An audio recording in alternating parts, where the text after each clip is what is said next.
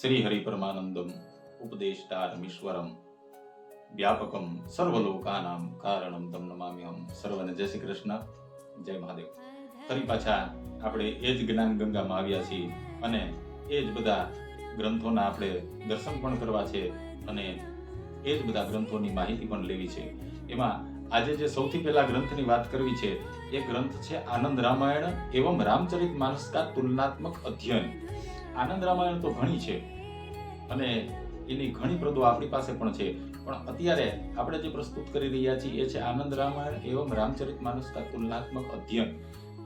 અનુસંધાતા વિનોદ કુમાર ત્રિપાઠી અર્તરા બાંદ્રાથી પ્રસ્તુત થયેલા ગ્રંથ છે એ છે આનંદ રામાયણ એવં રામચરિત માનસ કા તુલનાત્મક અધ્યયન. ત્યારબાદ જે બીજો ગ્રંથ છે એ છે રામાયણ. આ ગ્રંથ 1893 પ્રસ્તુત થયેલ છે. આ ગ્રંથને આજે 132 વર્ષ પૂર્ણ થયા છે. આ ગ્રંથ રાસા હરગોવિંદાસ દ્વારકાદાસ કાંટાવાળા નાથશંકર શાસ્ત્રી અમદાવાદ અયોધ્યા પ્રેસથી પ્રસ્તુત થયેલો આ ગ્રંથ છે. આ ગ્રંથ સંપૂર્ણ ગ્રંથ આપણને ગુજરાતીમાં પ્રાપ્ત થાય છે, જેમાં રાગ શામેરી, રાગ આશાવરી, રાગ ધનાશ્રી, રાગ મારુ, રાગ ધનાશ્રી મેવાડો, રાગ દેસારા, આવી રીતે અલગ અલગ રાગમાં એના અલગ અલગ કડવાઓ આપેલા છે, જે આ ગ્રંથને ખૂબ જ અદ્ભુત બનાવે છે અને સંપૂર્ણ ગુજરાતીમાં ગ્રંથ છે એ છે રામાયણ. ત્યારબાદ બીજો ગ્રંથ છે એ છે અદ્ભુત રામાયણ. તો અદ્ભુત રામાયણની ગ્રંથો પણ ઘણા છે અને એની પ્રતો પણ આપણી પાસે ઘણી છે.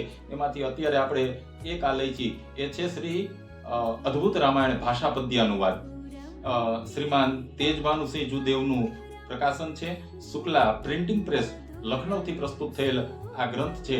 આ ગ્રંથ પણ પુરાતન છે અને ખૂબ જૂનો આ ગ્રંથ છે એ છે અદ્ભુત રામાયણ. ત્યારબાદ જે આપણે બીજો ગ્રંથ લઈ છીએ એ છે મંત્ર રામાયણ. આ ગ્રંથ 1888 પ્રસ્તુત થયેલો છે. આ ગ્રંથને આજે 137 વર્ષ પૂર્ણ થયા છે. આ ગ્રંથ ઈશ્વરલાલ મહિપતલાલ કોતવાલ યુનાઇટેડ કંપની પ્રેસ અમદાવાદથી પ્રસ્તુત થયેલો આ ગ્રંથ છે. ગુજરાતી અને સંસ્કૃત બંને ભાષામાં ખૂબ સરળતાવાળો અને આપણે એકદમ સરળતાથી સમજી શકીએ એવો આ ગ્રંથ છે એ છે મંત્ર રામાયણ. ત્યારબાદ બીજો ગ્રંથ છે એ છે ગોવિંદ રામાયણ. એ શ્રી ઇન્દ્રસિંહજી ચક્રવર્તી દ્વારા રચાયેલો આ ગ્રંથ છે અને આ પણ અદ્ભુત ગ્રંથ છે એ છે ગોવિંદ રામાયણ. ત્યારબાદ જે બીજો ગ્રંથ છે એ છે કવિતાવલી રામાયણ. શ્રી ગોસ્વામી તુલસીદાસજી દ્વારા રચાયેલો આ ગ્રંથ છે અને એ ગ્રંથ પણ સુંદર ગ્રંથ છે. એનું નામ છે કવિતાવલી રામાયણ. ત્યારબાદ આપણે જે ગ્રંથ લઈ છીએ એ છે ગીત રામાયણ.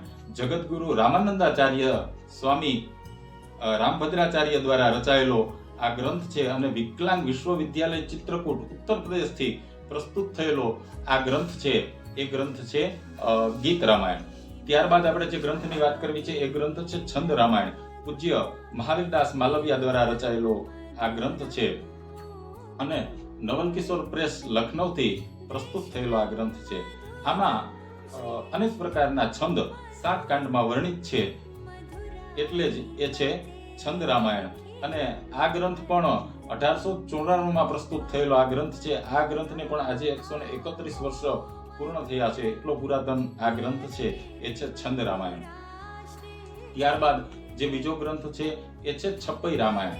શ્રી ગોસ્વામી તુલસીદાસજી દ્વારા રચાયેલો આ ગ્રંથ છે. એના ટીકાકાર શ્રી બૈજનાથ કૃમિ છે અને નવલ કિશોર પ્રેસ લખનૌથી પ્રસ્તુત થયેલો આ ગ્રંથ છે. આ ગ્રંથ પણ 1926 પ્રસ્તુત થયેલ છે.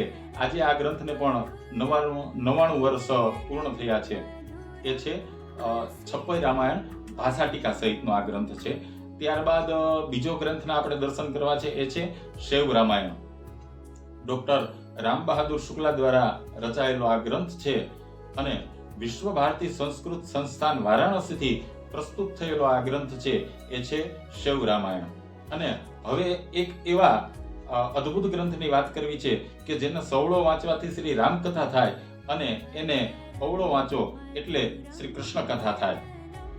એ છે રાઘવ યાદીવ. આને અનુલોમ અને વિલોમ કાવ્ય પણ કહેવાય છે. એ કાંચીપુરમમાં 17મી સદીના કવિ વ્યંકટાધ્વરી દ્વારા રચાયેલો આ ગ્રંથ છે રાઘવ યાદીવ. ખૂબ જ અદ્ભુત ગ્રંથ છે. આમ તો આ ગ્રંથ ખૂબ બૃહદ છે, પણ અત્યારે આપણે જે ગ્રંથના દર્શન કરી છે એ લઘુ ગ્રંથ છે. એ ગ્રંથ પણ આપણે આવતા વિડીયોમાં લઈશું. અને હવે પછી આપણે જે આગળની વાત કરવી છે એમાં રામચરિત માનસની ટીકાઓ છે. એમાં રામકિંકર મહારાજ કે જેને તુલસી એવોર્ડ સરકારે આપેલ છે એની ટીકાઓની આપણે વાત કરવી છે. પણ એ ટીકાઓ બહુ ઝાઝી ટીકાઓ છે, કારણ કે 78 થી 80 જેટલી ટીકાઓ છે. તો અત્યારે ખાલી આપણે એનું નામ જ લઈ છીએ. એના દર્શન આગળના વિડીયોમાં કરશું, કે જેમાં આપણે રામકિંકર મહારાજની જે ટીકાઓ છે એના પણ દર્શન કરીશું. તો અત્યારે આટલા ગ્રંથોના આપણે દર્શન કર્યા, આટલા ગ્રંથોની માહિતી આપણે લીધી. હવે પછીના આ વિડીયોમાં આપણે બીજા ગ્રંથોના દર્શન પણ કરીશું અને બીજા ગ્રંથોની માહિતી પણ લઈશું. ત્યાં સુધી સર્વને જય શ્રી કૃષ્ણ, જય મહાદેવ.